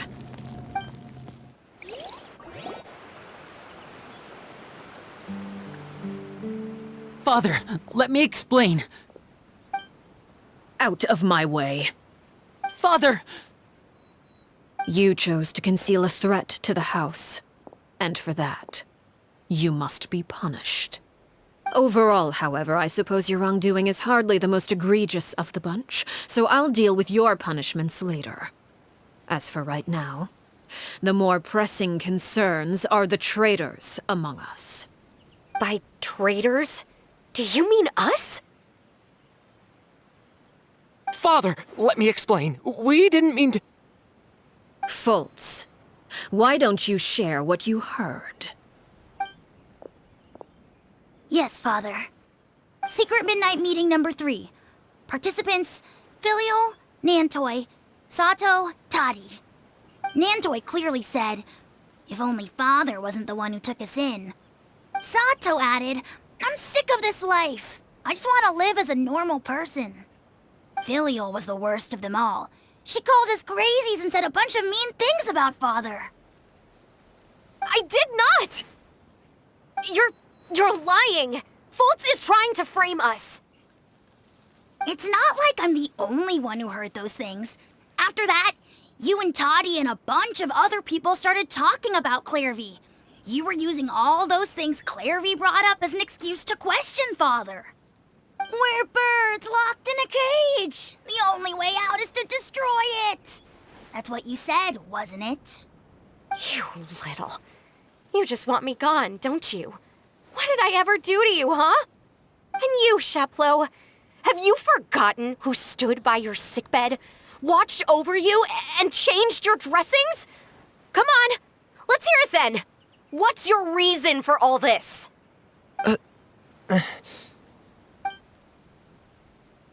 You're wrong, Filial. We don't want you to die. You're our family. Liar. You wouldn't be doing this if that were the case. So why? Why have you backed us into a corner? We all live in the House of the Hearth. You know the type of work we do, Filial. A single betrayal can cost dozens of us our lives. It's not like it's never happened before. That kind of thing is hard to forget. That's why the House of the Hearth cannot tolerate any form of betrayal. Ever since we came to Poisson, you've had 7 secret meetings. A lot of the things you talked about really crossed the line. You've been spying on us for half a month? Wait a second. Now that I think about it, the move to Poisson was just a way to make it easier to spy on us, wasn't it? Because we were all in one place. You've had this planned all along. Filial, Nantoi, I'm sorry. I owe you both my life. I owe Clairvy too. If it weren't for all your help after I got poisoned, I wouldn't be standing here today. If this were any other situation, I would do anything to repay that kindness, even if it cost me my life. But rules are rules. I'm sorry. My hands are tied. Why? Why? That's enough, Filial. We made a mistake, and we should own up to it. We broke the rules, plain and simple. And now we have to face the consequences. I'm sorry, Sheplo. Fultz. I'm sorry, Father. We accept our punishment. Chapleau, according to the rules of the House of the Hearth, how should these traitors be punished?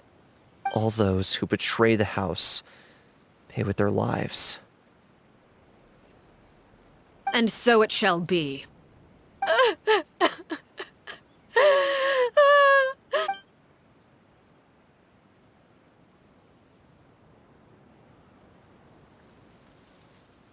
Father, please wait! Something you want to say, Linny? Please reconsider, Father. What Filial and the others did, does it really count as betrayal? We all come from broken families. From the very first day we joined the House of the Hearth, we wanted nothing more than to make it a real home. But the truth is, none of us know what a real home should look like. I'm not saying I have all the answers. All I know is this. Killing Filial and the others may uphold the rules, but doing so will only bring us further away from being a real family than we've ever been. So please, Father, please reconsider. I agree with Linny. Father, please. Linny, you... I also agree with Linny. An order once given cannot be rescinded. However, given the extent of your determination, I suppose we shall have to go about this a different way. Draw your weapons and face me. Our weapons? Father, are you referring to a duel? Precisely. The rules of the house will not be altered. Traitors must be punished. However, resolving disputes with a duel is also one of our rules, one that also applies to me.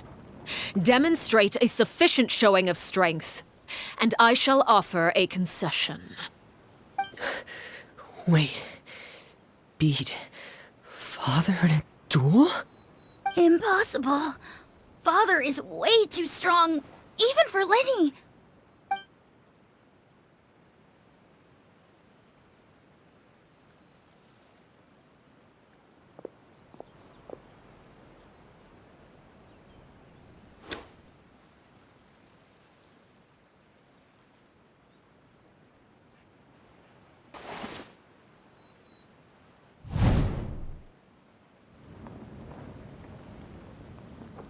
Did you hear that, Traveler? Lenny and the others have to duel the knave. What should we do? Can they really win something like that? If they lose, those people from the house are really gonna be executed. Hey, are you listening?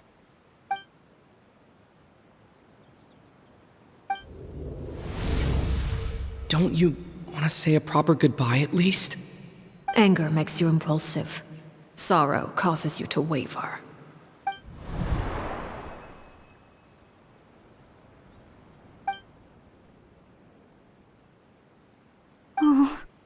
Looking at that expression on her face, she seems really serious about this. Guess that means there's no chance she's throwing the duel on purpose, huh? When guests are around, families are often on their best behavior.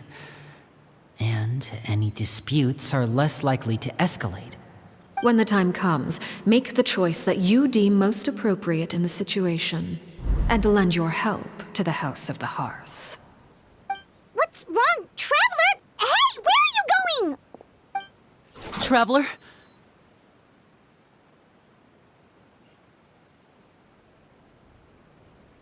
You're asking to join the duel against the knave? I'll allow it. We do have a ready-made dueling ring at our disposal, after all. All I would advise is this. Keep a firm grasp on your weapon, and give it your all. Any less, and you may just lose your life.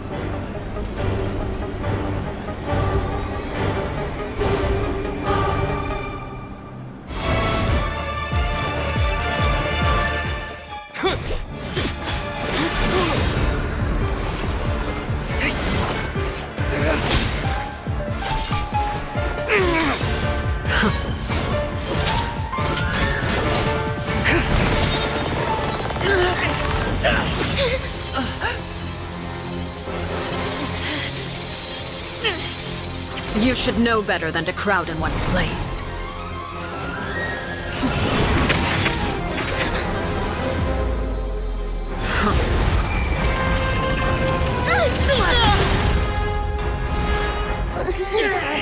Oh, I know. No! I'm sorry, Father!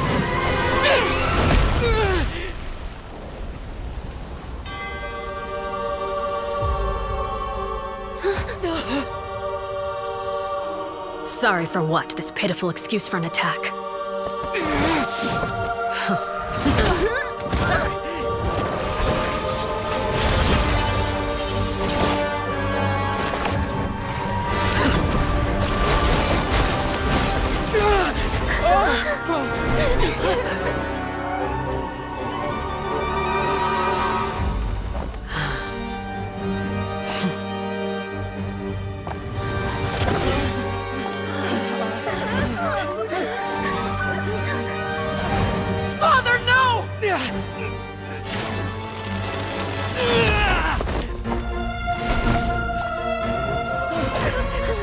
Made it out, did you? You're stronger than I expected.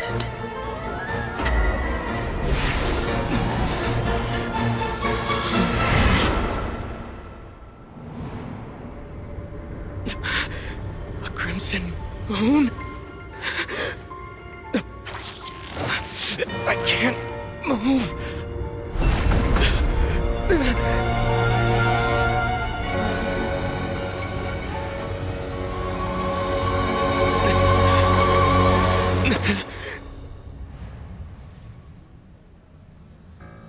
Still, not strong enough to beat me.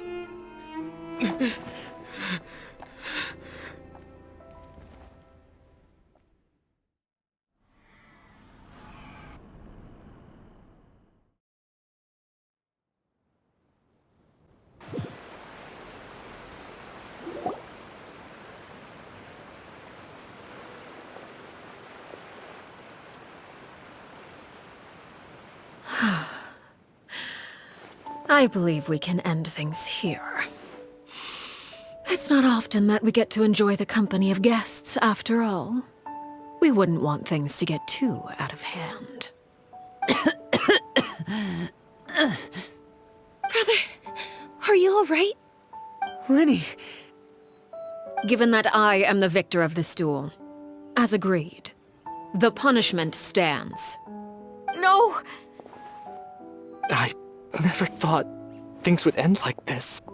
However, everyone involved in the duel demonstrated a remarkable level of strength and determination. In light of this, I'm prepared to change the method of execution. Elwar, the bottled flames I gave you for safekeeping. Do you still have them? Yes? I wasn't sure what they were for, but I've kept them super safe. I didn't lose a single one. Wonderful. Then, in just a moment, I'll have you administer them. Bottled flames? Indeed. They're the product of a secret experiment. Under certain special circumstances, flames can be extracted from my person and preserved. Once ingested, searing pain will spread across every inch of your body. No harm will come to you physically, but your memories will be burned away. If you can withstand the pain. When you awake, you'll have forgotten everything you know about the House of the Hearth, and will be expelled from the organization. In other words, administering this concoction will kill the version of you that grew up in the house, and give you a new identity.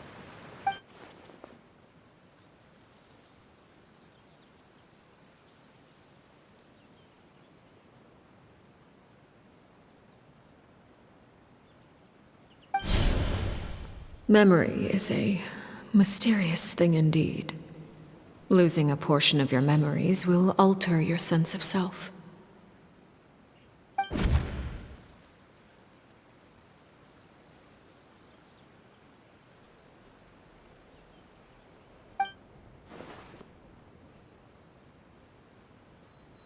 So, you're just letting us go, Father? You misunderstand. Memories are extremely important. Once consumed by flame, the version of you standing before me will die, and our secrets will die with you. So no, I don't intend to just let you go, because the person who survives will be nothing but a stranger. Even so, I won't have to live in fear anymore. I'm sorry, Father. I'm sorry I let you down, but I really... Don't cry, Filial. You haven't left the house yet, so there are still rules to be followed, yes? Remember what I taught you. Anger makes you impulsive, sorrow causes you to waver. Don't let yourself be controlled by your emotions. Of course. I'll remember. Dry your tears, and go pursue the life you really want. Yes, Father. Chaplot, Fultz, Elwar, take them back to Poisson. And bring Linny and the others as well. I prepared 3 extra vials of bottled flames. As for whether to take them, the choice is yours. Goodbye, children. The next time we meet, I will no longer be your father. Thank you for all you've done for the house. I hope you have bright futures ahead of you.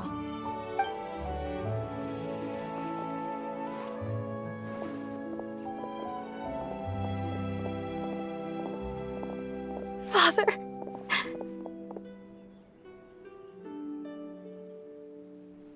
Let's go.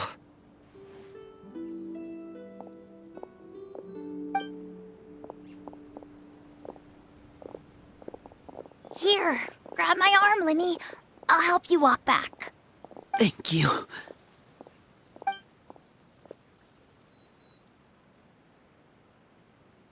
Clairvy.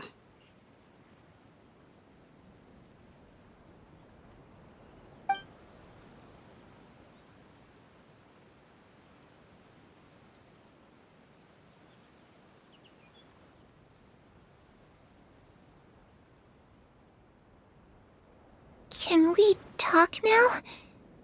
I've been waiting for a super long time. You really are Perry, aren't you? I haven't seen you in so long. How come you're all grown up? Wait, did I somehow travel to the future on accident? Or am I dreaming? What a long dream. Neither. You died, Clairvy. That's what happened. You could have at least sugarcoated it a little. Look, she's done speechless. Oh. Okay then. Huh? That's it? You accepted it just like that? Yep. If that's what Perry says happened, then I believe her. Perry wouldn't lie to me. Plus, I don't really need to know why I'm like this. I'm more curious about what happens in the future. If you're a harbinger now, Perry, that means Mother is gone, isn't she? Can you tell me about it? I want to know what happened to her. And to me. You never stopped trying to defy fate. At first, no one believed you. You could only vent your frustrations to the moon. In fact, you often sought comfort in the night sky. You wanted to see the aurora, so one night we promised each other we would go to Snezhnaya to see it together. Later on, you tried to run away, but you were brought back each time. Mother spared your life, but it wasn't out of kindness. Instead, she decided to make an example of you by slowly torturing you over time. That way, the other children would know what happens to traitors. Still, you never gave up. Mother hoped that through ruthless duel after ruthless duel, she would be able to crown an ultimate victor among the children she raised. But you called on everyone to unite, to fight to a draw in order to reduce casualties. Your efforts may have only delayed the inevitable, but still. You gave them hope. You tried everything you could think of, but every attempt ended in failure. Still, you never turned your sword on Crucibina, and you never turned it on me. On that gloomy day, you told me, "For the last 16 years of my life, I've done everything I can to fight for freedom. But now, I realize that the only freedom I truly possess is the freedom to choose to die." I never imagined I would say something like that. I must have been feeling really worn down. But somehow, I still think I understand. According to Mother's plan, only one of us was going to make it until the end. And I always hoped that person would be you. If I could do it all over again, I still don't think I would make a different choice. Even when I first met you, I knew you'd be able to do what I couldn't. Is that so? Even now, I'm not sure I truly understand what kind of freedom you were trying to pursue. But as the head of the House of the Hearth, and as the children's father, I've tried to give them the most basic of freedoms. The freedom to choose their own fate. It's something I discussed with the Eudex of Fontaine. The children who want to leave the house will have their memories wiped clean of all secrets pertaining to the organization. In return, they will be allowed to live a normal life in Fontaine without being prosecuted for their past. Of course, I won't simply hand freedom to them on a silver platter. They have to fight for it and prove themselves worthy of it. Only freedom that is earned has true value. That's more than enough. That's exactly the kind of life I was fighting for. You know, Perry, I think you're a pretty amazing king, and a really great father, too. I'm really happy that you're the one who took over the house. I guess I do have one regret, though. I still haven't seen the outside world. Well, it just so happens that our dear guests over here have been to many nations and traveled to countless places. Perhaps they would be willing to tell you what the outside world is like. Really? Of course! We've traveled all over the place. We've got so many stories, we could probably talk your ears off for 3 days straight!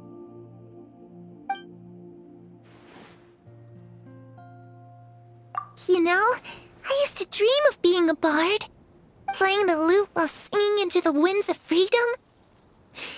Even if there was no one there to listen, I would have continued to sing no matter what.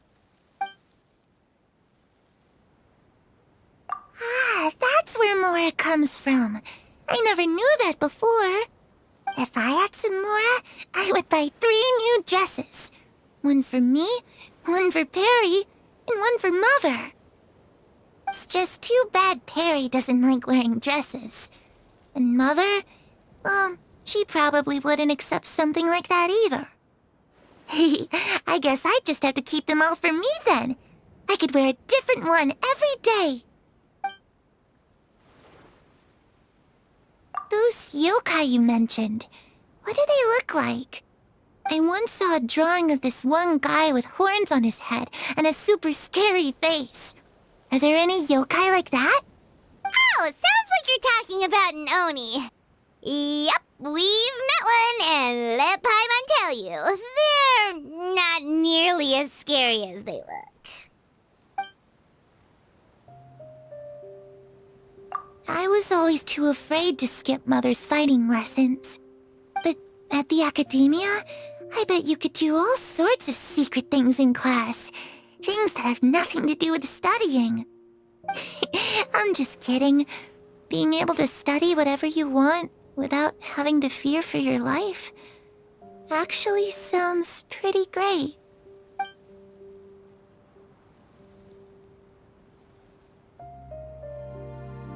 The situation was super dangerous. Lenny and Lynette were accused of committing a crime, and they were going to have to stand trial at the Opera Epicles.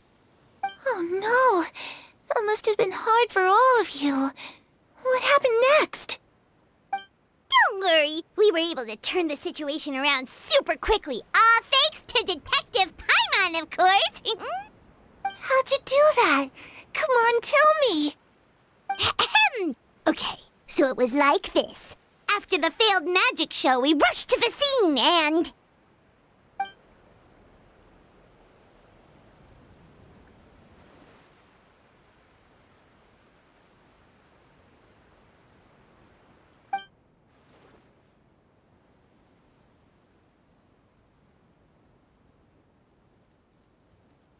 Shadows don't have the capacity to learn or grow. Any new information they encounter is quickly forgotten over time.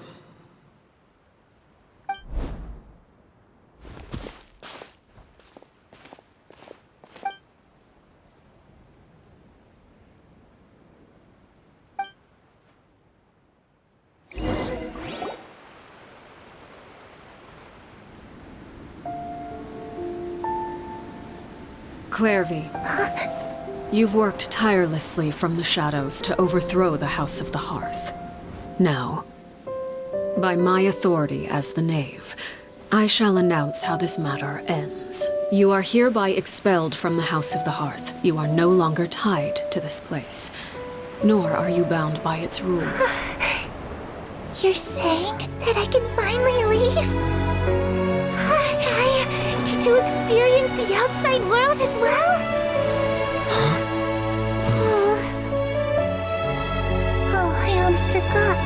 There's no getting older for me.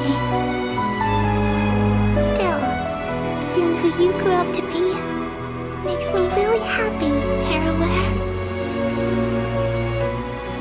Take care of yourself. Goodbye. May we meet again someday.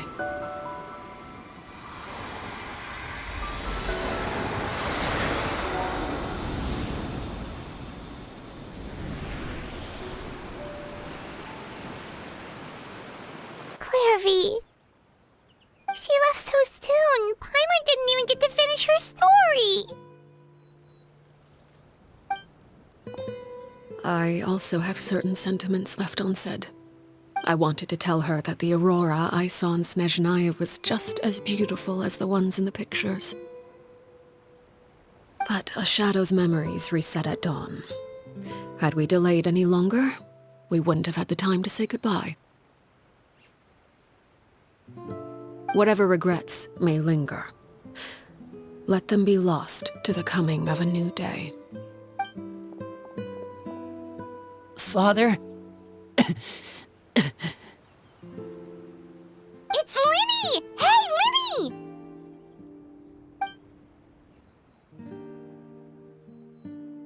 What is he doing back here? Let's go check it out.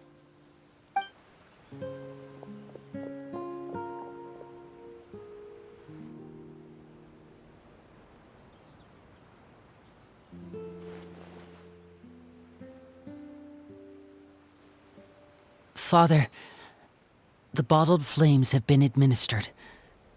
Filial and the others have left the house. And you? What have you decided? Thank you for giving us that choice, Father. But we never wanted to leave the house. It's the only home we've ever known. Lynette and Fremine feel the same way. They're recuperating back at the Hotel Bouffe d'été. But I decided to come back and tell you where we stood. I'm sure you're well aware of the expectations I have for you. I want you to follow in my footsteps and become the next king of the house. Yet you seem to have different ideas. I must admit, I'm rather surprised by your decision to stay. There's nothing wrong with choosing to live a quiet life. Leading this organization is a heavy responsibility, one not so easily carried by someone forced onto the throne. I just never understood what you saw in me. What made you believe I was deserving of that throne? You're brave, talented, and, most importantly, you cherish your family. You would do anything to protect them, even if it costs you your life.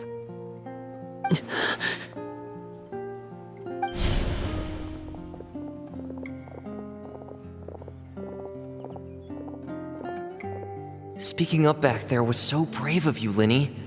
It's all thanks to you that we were able to convince Father to back down. You're a hero, Linny. Hero. Father is the real hero. Had Father gone all out during the duel, there's no way I would have walked away with my life. She must have had it all planned from the beginning, from the very moment she suggested a duel. I'm not deserving of that title. I'm not strong enough or smart enough. You're wrong. In my opinion, all you need to be deserving of the throne is conviction and the necessary strength to act on it. We may have different ideas of what it means to be a family, but you can hardly be said to lack conviction. What you truly lack is strength. For someone of your talent, though, that's something that will come with time. Even without that strength, you still chose to face me in a duel, even though the odds were stacked against you. That capacity to honor your convictions is what I truly see in you. Father. No one knows what the future holds, what tragedy or triumph may be in store. Being at the head of this organization requires the strength of will to face whatever comes. Caution will only hold you back. If reaching a certain standard were required to go after what you want, I would never have succeeded in killing my predecessor. Back then, there was still a considerable gap between our abilities. Strength may decide the ultimate victor, but those who let a lack of strength dictate their decisions or undermine their convictions will never be worthy of the throne. I understand, Father. Thank you. Children must grow up to surpass their parents. Only then can a family continue to flourish. The road ahead is not an easy one, so I'll ask you one last time. Are you certain you want to stay? You've done so much for me, Father, and that kindness must be repaid. Plus, with Project Stuja at hand, there are many dangers ahead, and I, for one, don't intend to back down. Protecting my family at all costs. That's my conviction. Then you're welcome to stay. As for Project Stuja, you need not be too concerned. If those cowardly businessmen and heartless dignitaries try to take us down, I'm prepared to teach them a lesson.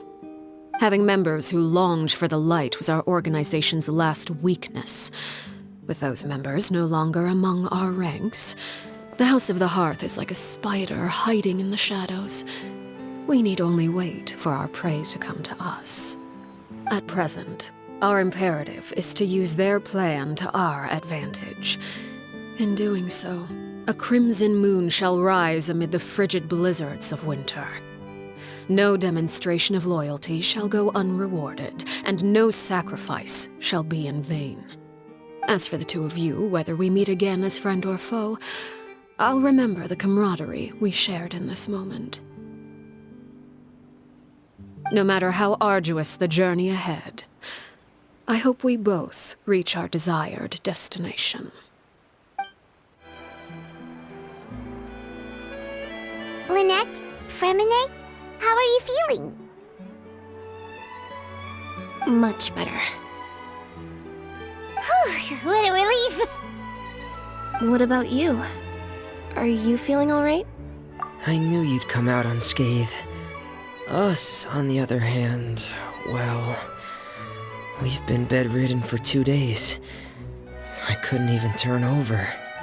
Oh, and I wanted to ask, is Clairvy gone? Linny and the other members have left Poisson and returned to the House of the Hearth. According to him, there haven't been any more sightings of a spirit roaming the house. I see. I'm glad. Father came to check up on us 2 days ago and told us about what happened with Crusabina and Clairvy. Actually, I've met Crusabina before. Wait, what? You've met the former knave? Crusabina died a year after Clairvy. It was during the year between their deaths that I joined the House of the Hearth. Crusabina had an extremely cruel and radical way of doing things. While she was alive, the atmosphere in the house was suffocating. When I joined, though, the experiment she valued so much had already come to an end, and all the people involved, dead and injured alike, are gone. Crusabina never talked about the past with us newcomers. A couple of months after I joined, Father killed Crusabina and burned all her files. With that, the names of all the people subjected to her experiments, Clairvy included, were lost to the flames, along with the painful memories they represented. Father took in Lenny and me a couple months after that, but she never mentioned anything about Crusabina or Clairvy. It really seems like something she was planning to keep to herself. The last time you talked to her, did she mention why she kept it a secret for so long? She said she didn't want us to be affected by the darkness of the past. She was worried we'd develop a false sense of gratitude towards her if we knew about it. The foundation of a family should be free of any corrupting influence. Whatever happened in the past, it has nothing to do with who we are now. And that's what Father told us in the end. But I still thanked her for everything. It was only after hearing about what Crucibina did that I finally realized how insignificant our lives could have been. The members of the house meant nothing to her. To say that she valued them in any way, even just as a tool, would probably be giving her too much credit. If Father hadn't taken over the House of the Hearth, I probably would have already... Father rarely brings up the fact that she saved us. She doesn't believe that being indebted to her should be what ties us together. But even if we didn't owe her anything, we would still choose to stay. Because this is our home. We may have arguments or times when we feel wronged. Some people may even choose to leave. But as long as Father is here, we will always have a home. Whether the path before us is bathed in sunlight or shrouded in shadow, we'll follow Father wherever she chooses to go. So I wanted to say thank you for helping us make it through this crisis. Without your help, we could have lost a lot more along the way. Oh, we didn't do anything, really. Of course. You're welcome anytime. Are Filio and Nantoy okay? I actually saw them at a cafe this morning. They didn't recognize me. From what I could tell, they were drinking coffee and talking about one of the operas that started running recently.